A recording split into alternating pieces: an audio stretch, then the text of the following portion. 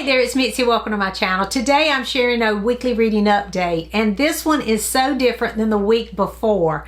The week before I shared a lot of happy feeling summary type of books, which was great, but these are a little more serious. Now, one of them's not as serious, it's a graphic novel, but they're more serious topics and situations in these. But I did enjoy reading these, and I'm glad that I took the opportunity to read these books this week. It's funny because people ask me what's my favorite genre, and I have favorites like gothic fiction and historical fiction, and I have favorite authors, but at the same time I'm a person who likes to read across the board. I like to read for different reasons. So sometimes I read just to escape, sometimes I read just to entertain myself, just like watching a funny TV show or something.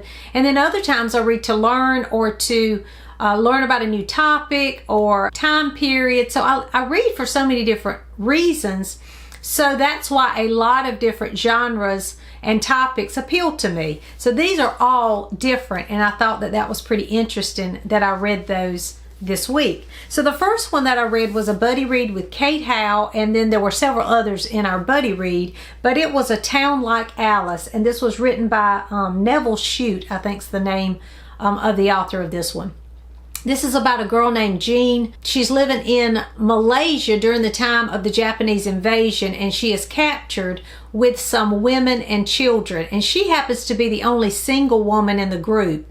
And so she and these women and children are going to be transported to a camp. But the problem is nobody really wants these women and children, and so they walk for hundreds of miles for a very long time, and that when they get to another town, they're turned away, and so they have to keep going. It's just brutal. And I mentioned that in the group when we were reading this, how hard it was.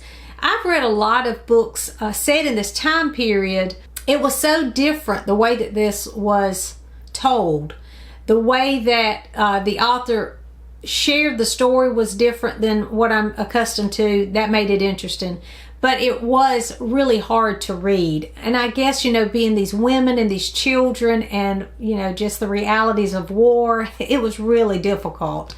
So that part was brutal. But then the story changes and it goes in a totally different direction after that. And for me, the beginning, even though it was brutal, was much more interesting and really captured my attention. I really cared about that part of the story much more than I cared about the second half of the story. So I'm glad I read this, and I enjoyed reading it as a buddy read with the others in our group. But it was, I really wish that the ending, the second half of this would have been more about the Malaysian women and children, and that kind of, by the second half, we're just following Jean after the war, which was interesting too, but it just didn't seem as interesting to me as the rest. I really don't want to say too much about it because you need to read that first part and know what's going on, and I don't want to spoil anything. But it is a good book, and I do recommend picking up A Town Like Alice. The next one I read was called Lightfall, Shadow of the Bird. This is book 2 in the Lightfall graphic novel series. I had this on hold because I enjoyed the other one so much that I wanted to pick up the second one. I think that there's another one coming out, but I don't think it's out yet, and this is all that my library had, so I guess I'll have to wait. But I am interested in continuing this one. I liked the first one better than this one, but I still enjoyed it. So that was a graphic novel that I read this week. So the next one I read was Summer by Edith Wharton. Now, if you've read this, let me know in the comments because I want to talk about this book. This was super interesting. It's less than 200 pages, so I read it in one day and I could not stop reading. I will say it's called Summer, but it's not a happy summery kind of story. I read it because on the summer book bingo card there is a prompt that's summer vibes, so I assumed this would fulfill that, and it does, but not in a happy summery way. It's more of a stifling hot, you're trapped there sort of way. And that's the feel that I had as I read this story, and it was super effective to what's going on to Charity, the main character in the story. Charity is being raised by this lawyer in town, and the town has one main road. There's not anything going on in the town, and the people in the town are going nowhere. It's that sort of atmosphere that she has been raised in. And she is bored and just wants more from life, and she doesn't know how she can find anything else outside of this. And she also has this story. Her past is also influencing a lot of how she feels about herself and her community, because she has been made to feel ashamed of her background and her where she came from. It's not any fault of her own, but based on where she comes from, there's sort of this shame that hovers over her throughout the story. And then she meets this stranger, and the story goes from there.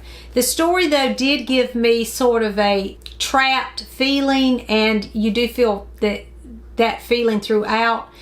And you feel for Charity and the choices that she's making. There is a creepy relationship, though, between her guardian and Charity that really made me feel uncomfortable, but I think that's what Edith Wharton was trying to convey in the story. Through that relationship, you really can feel some things that she's trying to convey about women during this time period. I think this was written like in the early 1900s, but she is able to convey, how trapped they were in society in a lot of situations. And so I enjoyed reading this. It was uncomfortable at times because it's sad. It's really a sad situation. But I did enjoy it. I loved Edith Wharton's writing, and I do want to pick up some more by Edith Wharton. And this is one that I keep thinking about. So I know that I will remember this one for sure. And I really want to reread it. Not anytime soon. I don't think I can handle it again anytime soon. But I do want to keep this one on my shelf and read it again.